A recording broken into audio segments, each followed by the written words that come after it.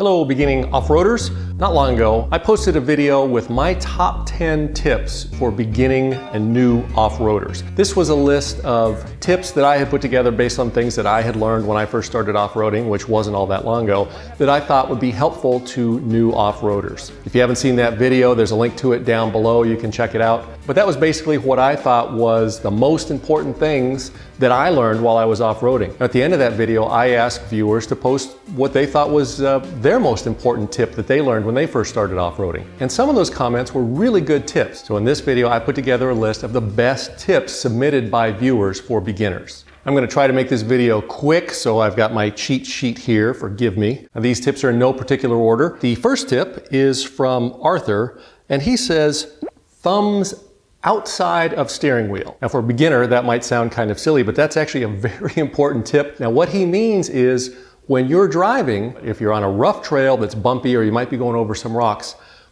and you're holding the steering wheel, he is saying, keep your thumbs outside of the steering wheel. In other words, don't hook your thumb on the inside of the steering wheel or on the middle of the steering wheel. Always keep your thumbs on the outside of the steering wheel. And the reason for that is, if you hit a big bump, your steering wheel is going to get jerked really hard one way or another. And if your thumb or both of your thumbs are locked in there, you can really hurt your thumb. I've hurt my thumb when I was a beginner, having my thumb locked in there. So that's a great tip. When you're driving, if you're on a rough road, keep your thumbs outside of the steering wheel.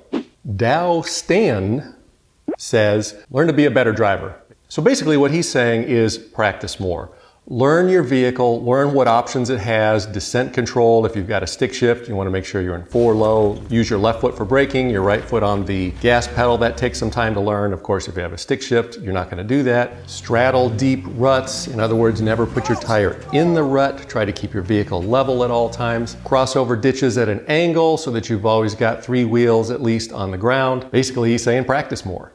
Anton says, let somebody know where you're going in case you get stuck and you don't make it back. That's actually a great idea. Now, especially if you go out alone, which I always say you should never do, but a lot of people do it. File a flight plan. Let somebody know where you're going, how you're getting there, where you plan to be, what time you plan to be back. So that if something goes wrong and you get stuck, they can send out a search party and come looking for you. Even when we go out with groups, we always tell our oldest son, who usually stays home, where we're going. We give him a map. We tell him where we're going to be at certain times, what time we plan to be home, and a few of the names and phone numbers of the people that we're going to be with. You never know what's going to happen. It's a good idea to always let somebody know where you're going to be so that if you don't make it back, they can start sending help and come looking for you. Harry Walker says, join a registered club with registered or certified trainers. Now, I agree that it's a great idea to join a club. That is a great way to get out and meet new people, make new friends.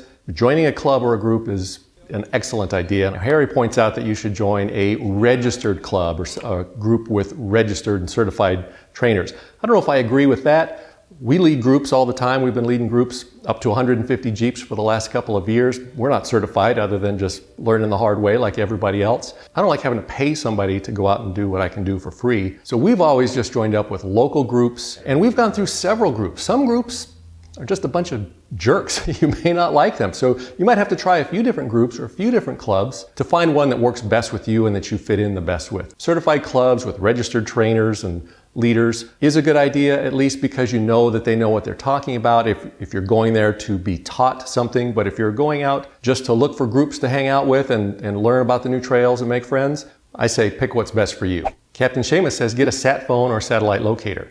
Now this is another one of those tips where if you go out alone, again, I say that's never a good idea, but if you do, that's a really good idea because in most places, most trails, there is no cell phone service. A lot of people take CB radios, but really a CB radio in an emergency, if you're alone, is useless. You're only going to have a mile or so range, and it's only going to be good if somebody is on listening for you, and that's just not going to happen with a CB radio. Some people have ham radios and ham radio licenses. That's also good, can be very useful. But again, if you're out of range from any repeaters, you're not going to be able to contact anybody with a ham radio. And of course, you have to have a license, which some people just don't want to do. So a satellite locator or a satellite phone is a great idea. You can communicate from almost anywhere with it. It is a bit more expensive, but if you're going out in the backcountry alone, or even with a small group, satellite phone or a satellite locator is a great idea.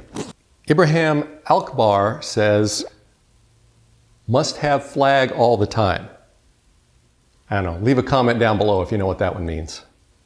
Victor Ramirez says, make sure you have a spare with air. Now that's a great tip. Most people have a spare on the back of their Jeep or their truck. And most of the time, for most people, it sits there for years. So it's always a good idea to check the air pressure in that tire every once in a while to make sure it's not flat. The worst thing that can happen, especially if you're with a group, you get a flat tire, you need to change the tire, you grab your spare, you throw it on, and you realize it's flat. So now it's going to take you another several minutes to air it up, and of course everybody's going to point and laugh at you. So check the air pressure in your spare tire once in a while, and always have a spare. Travis R. says, watch the guy behind you before you go in case he needs a hand.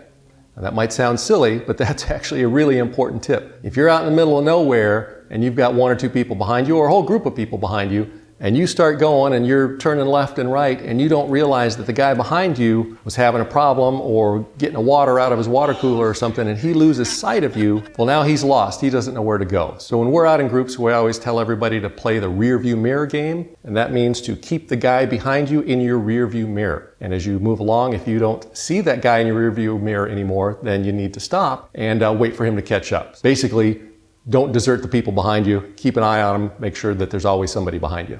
Next tip, don't forget a first aid kit. You never know when you're going to get a scratch or even a major injury out on the trail.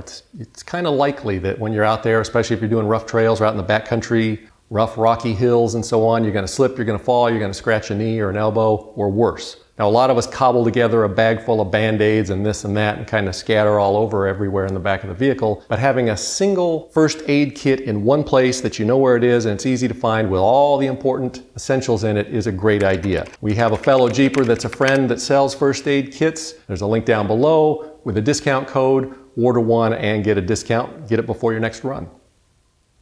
All right, Jim says, keep your distance, especially on up hills or water crossings. It's another great tip, especially if you're going up steep hills. So if the guy in front of you is going up a really steep hill, you don't want to tailgate him all the way up. You don't know if he's going to stop, especially if he's in a stick shift like the Nada Rubicon. He may have to stall it. He might back up. Worst case, and I'm sure you've all seen the videos, they might come flying down backwards out of control. You don't want to be there right behind them and become part of the problem. It's the same thing going down a steep hill.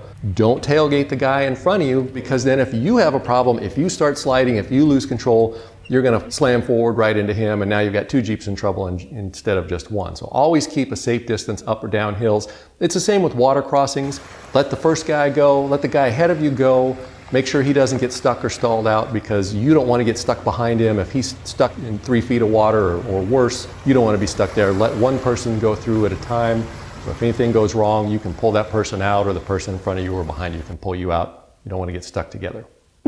Outlaw 923 says, trust your spotter. Now that's really important, because especially if you're on a tough trail and somebody is guiding you over a difficult section, you're oftentimes putting your life, or at a minimum, the well-being of your vehicle, in the hands of your spotter. And you really do have to trust that spotter, and you have to do what they're guiding you to do. Now, I would add to what Outlaw 923 said by saying, learn to trust your spotter first, or get a trustworthy spotter. I've been out on a lot of runs where several people will get up in front of the Jeep when I'm trying to get up a difficult spot, and everybody wants to help, and they're all giving hand signals and yelling and telling you to do different things. You really only want one spotter. You want to put one person in charge and either tell them what you want to do if you get out and you look at your line, to ask them to guide you up that line, or trust that person to choose the line and then guide you up. You want one person telling you what to do, and not a whole group of people all telling you different things. But the harder part is having a trustworthy spotter. You don't want to just blindly trust anybody. You may, if you're in a group that you've never been with before, maybe watch the person that's getting out there and spotting, see who's doing the best job, and then ask that person to spot you. If a group of people get up and they're all pointing, telling you what to do, politely ask everybody to step aside and that you want one person to spot you. And you might have to watch or be spotted by a few people before you learn to trust them. That's the tough part. Not all spotters are good. Just because they're up there standing in front of you, guiding you what to do, doesn't mean they know what they're doing. I've seen many bad spotters. I'm not the best spotter in the world. You want to find somebody in your group that you can trust with your life and with your Jeep. And Outlaw 923 also mentions probably the most important tip: remember to have fun. The whole reason you're out off-roading and 4x4ing is to have fun. Don't let it stress you out, just have fun. If you feel like you're getting stressed out, you don't know what you're doing, you're maybe a little timid or afraid of a big hill or a rock that you need to climb over, stop, take a break, ask for help, don't be shy. Having fun is the whole reason that we're out there. Don't forget that tip.